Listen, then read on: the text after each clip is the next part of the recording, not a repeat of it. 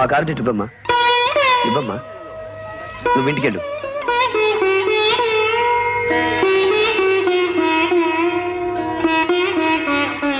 రెండు ప్యాకెట్లు.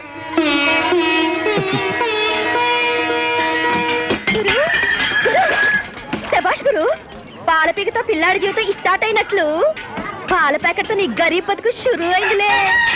ఏమో అనుకున్నా గాని నువ్వు మన్గానివే. మా అన్న నేను రూపాయి దానం చేయమంటే నువ్వు జీవితమే దానం చేసినావు.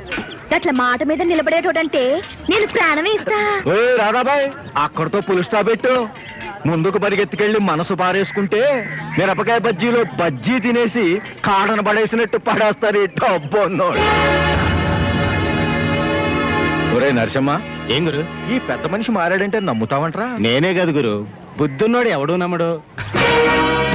వీడెక్కడికి ఎందుకు వచ్చాడు అనుకున్నావు? ఎందుకు గురు? వీళ్ళ నాన్న మర్డర్ చేశాడు కదా.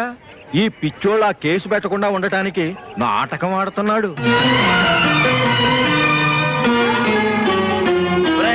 ఇప్పటికే ఎక్కువ మాట్లాడావు, నోరు మూసుకో. మోస్తా గాని నువ్వేదో రంగారావు కుటుంబాన్ని ఆదుకోవటానికి వచ్చావంట కదా. నాకు కొంచెం ఒళ్ళు పట్టు, డబ్బులు ఇస్తాను. అవి తీసుకెళ్ళి వాళ్ళ కాస్త గంజి నీళ్ళు పోయమ్మా.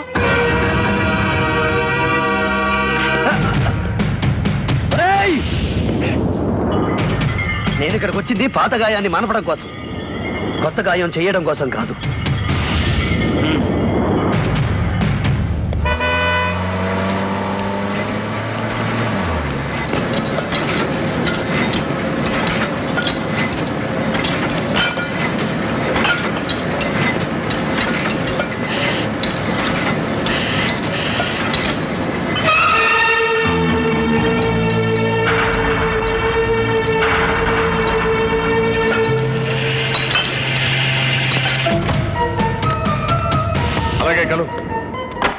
ఏ అధికారంతో నాకు ఈ ఊస్టింగ్ ఆర్డర్ ఇచ్చారు?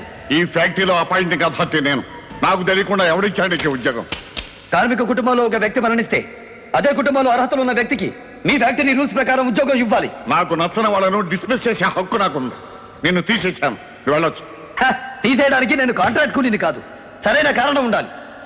నా కొడుకు నా ఫ్యాక్టరీలో ఆఫ్టర్ ఒక కార్మికుడిగా పనిచేయడం నాకు ఇష్టం లేదు. నేను మీ కొడుకుని కాదు, నా ఇంటి పేరు మారిపోయింది. కానీ నీ ఒంట్లో రక్తం మారలేదు, అది నాది. తినే తిండిని బట్టి నెత్తురు మారుతుంది. ప్రస్తుతం నా ఒంట్లో ఉంది ఫారెన్ విస్కీ రక్తం కాదు, గొడ్డు కారం నెత్తురు. పిచ్చివాడ, ఈ ప్రపంచం పేదవాళ్ళది కాదురా, ఉన్నవాళ్ళదా? ఒకసారి వెనక్కి తిరిగి ప్రపంచ పట్టాన్ని చూడండి. 6 ఖండాలు పేదవాళ్లతో నిండిపోతే మీ ఉన్న వాళ్ళందరినీ కుప్పగా పోసినా శ్రీలంకంత ఉండరు. ఒక్కడే అయినా శాసించాధికారం రాజుడే. శ్రీమంతులకే సుఖపడే జాతకం రాశాడు ఆ భగవంతుడు. రాజ్యాల్ని రాజుల్ని తలకిందులు చేసిన విప్లవకారుల్ని, శ్రీమంతులకు సింహస్వప్నాలైన శ్రామికుల్ని పుట్టించింది ఆ భగవంతుడే. ఓటమినుకున్న అదృష్టవంతుడు నేను. నాతో పంతానికి దిగితే పశ్చాత్తాపడేది మీరే. ఏదో ఒక రోజు ఏసీ మిషన్లు గుర్తుకొచ్చో, పెంచికారులు జ్ఞాపకానికి వచ్చో, ఈ ఆయిల్ కంపెనీ నైట్ షిఫ్ట్ల్ని అసహించుకొని నా ఇల్లు వెతుక్కుంటూ నువ్వే వస్తా. అది ఈ జన్మకు ఆవేశాన్ని ఆదర్శం అనుకుంటున్నావు. ఆవేశం చల్లారి అంచనాలు తారుమారైనప్పుడు ఈ నాన్న మాట నిజం అనుకునే రోజు వస్తుంది. మనీ కంటే మానవత్వం గొప్పదని, కూడబెట్టుకోవడం కంటే కూడు పెట్టడమే మంచిదని మీరే తెలుసుకుంటారు. నేను దత్తత వెళ్ళినందుకు దెప్పిపోస్తున్న మీరే ఏదో ఒక రోజు ఈ ఫ్యాక్టరీని కార్మికులకు దారాదత్తం చేస్తారు.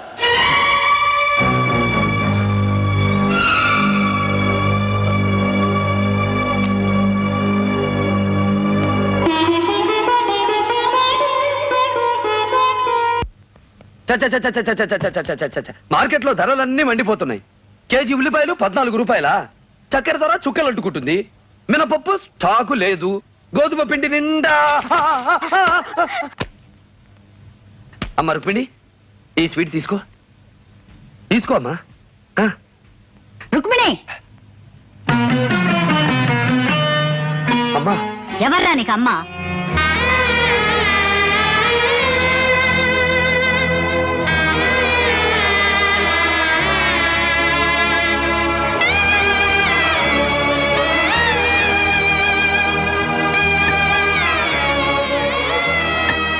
లక్ష్మి, ఇష్టం లేకపోతే దత్తత ఆ రోజే అయిపోయొచ్చుగా, ఎందుకు ఊరుకున్నావు? కొడుకు లేని లోటు మన కుటుంబానికే కాదండి, ఆ కుటుంబానికి కూడా తెలియాలని ఆ రోజు ఊరుకున్నాను.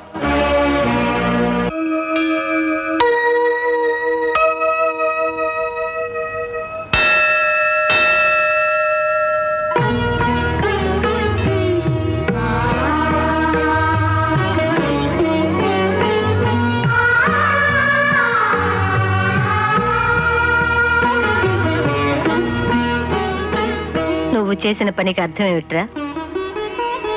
ధర్మం. శ్రీరామచంద్రుడు ఆచరించిన హైందవ ధర్మం. శ్రావణ కుమారుడనే మునికుమారుణ్ణి దశరథుడు తెలియకుండానే చంపాడు. కొడుకుని పోగొట్టి దంపతులు నువ్వు మాలాగే పుత్రశోకంతో విలపిస్తావని శపించారు. ఆ శాపం మూలంగానే దశరథుడు రాముణ్ణి అడవులకు వెళ్ళమన్నాడు. తప్పు చేసిన నీ తండ్రికి నువ్వు దూరం కావచ్చు, కానీ ఏ నేరమో చెయ్యని నాకెందుకీ శిక్ష? ఇదేమి న్యాయంరా? ఇది న్యాయమా అని ఆనాడు కౌసల్య రాముణ్ణి అడగలేదమ్మా. నేను ఈ త్యాగం చేసింది గొప్పవాణ్ణి కావాలని కాదు. ఆ ఇంటి ఉసురు నీ ఇంటికి శాపం కాకూడదని ఆ తల్లిదండ్రులకు దత్తునయ్యాను. నీ ఆస్తంతా అమ్మినా ఆ తల్లిదండ్రులకు తలకొరివి పెట్టే కొడుకుని తెచ్చివ్వలేవు. అందుకే మోగవేదన అనుభవిస్తున్న ఆ తల్లికి నేను కొడుకుని కావాలని ఆశీర్వదించమ్మా. ముందర కాళ్లకు బంధ వేయడం అనేది ఇంతకు ముందు విన్నాను, ఇప్పుడు కళ్ళారా చూస్తున్నాను. అమ్మగారు, మీ వెండి కుంకుమ భరణ మర్చిపోయి వెళ్ళిపోతున్నారు. బంగారం లాంటి కొడుకే దూరం అయ్యాడు. దాన్ని దేవుడికి కానుగ్గా ఇచ్చేయండి.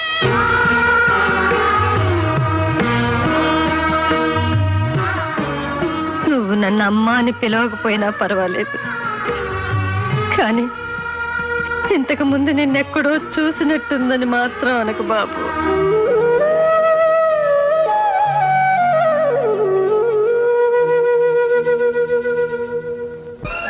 ఏందంటావు చెప్పు. ఇడ్లీ ఉందా? ప్లేట్ ఎంత? 3 రూపాయలు. ఆకులో పెడతారా, ప్లేట్లో పెడతారా? ప్లేట్లో. అది మామూలు ప్లేట్లో కాదు, స్టీల్ ప్లేట్లో. మంచి నీళ్ళు కూడా ఇస్తాం ఫ్రీగా, స్టీల్ గ్లాసులు. అది చిదంబరం హోటల్ స్పెషాలిటీ. ఆహా, నీ మాట మీద నా నమ్మకం ఏంటి? ఈ చిదంబరం మాట అంటే మాటే. అంత పెద్ద మాట మీద నిలబడేవాడు అయితే ఇదిగా ఈ కాగితం మీద సంతకం పెట్టవా? ఏంటిది? Promissory note. ఎందుకు? ఎందుకంటే తీరా నేను తిన్న తర్వాత నువ్వు రేట్లు పెంచేస్తారా? చిచ్చి చిచ్చి చిచ్చి, మాట తప్పడం మా వంశంలోనే లేదురా. అంత పెద్ద గొప్ప రోజు అయితే సంతకం పెట్టవా? పెట్టు ఉం? పెట్టు, దమ్ముంటే పెట్టవా? ఆ, మనిషి మీద మనిషికి నమ్మకం ఉండాలిరా. ఏదో సంతకం ఒక్కటంటే 3 పెట్టండి రా. బావా, ఇప్పుడు నీ వంశం మీద నాకు నమ్మకం కుదిరింది బావా. గది వెళ్ళి 15 ప్లేట్ ఇడ్లీ పెట్టరా. 15 ప్లేట్లు ఇడ్లీయా? ఆ. ఏంటి నువ్వు తిన్నాకే? లేదు, మా దొడ్లో గేదెలు కేయడానికి. చెత్తవాగుడు ఆపేళ్ళి పట్టరావా? ఇలా ఇదిగా మామూలు ప్లేట్లో తీసుకొస్తామో, అందులో స్పూన్లో తీసుకురా. చేతితో తింటే మనకు అలవాట్లేదు. వెళ్ళి వెళ్ళవా? ఎలుగుతాడండి వెళ్ళమంటే. బాబు, ఏం బాబు, వాష్ బేసిన్ ఎక్కడ? చేతికే ఉంది, మొత్తం నాకేసావు కదా. చొక్కా దుడిసేసుకుని వెళ్ళు. వాష్ బేసిన్ ఎక్కడ అంటే చొక్కా దుడుచుకోమంటారేటి? ఏ కాలే.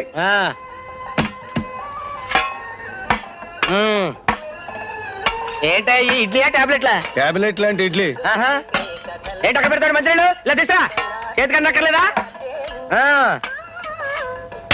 బావా, మొత్తం బిల్ ఎంత? 45 రూపాయలు. ఏంటి 45 రూపీసా? That cheap. ఇచ్చి చాలా చీప్ హోటల్ అనమాట. ఇదిగో 50 రూపీస్. 5 రూపాయలు టిప్ ను ఉంచుకో. ఏం బడా వచ్చిందిరా. అమ్మాజీ, ఈ గోల్డ్ సచ్చిగా తెరిచి పట్టుకో. అది అట్ట పట్టుకో. ఒకటి, ఇందులో 3 పెట్టు. రెండే. పెట్ట మరి.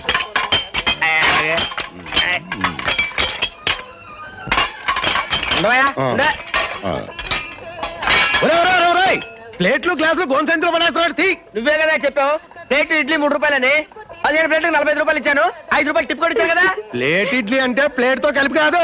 నువ్వు ఇలాంటి లిటికేషన్ పెడతావని తెలిసి ఈ కాగితం మీద సంతకం కూడా తీసుకున్నాను. ఈ కాగితం కోర్టులో వేసాను అనుకో, నిన్ను తీసుకెళ్లి జైల్లో పెడతారు. అప్పుడు మిగతా జరగదు.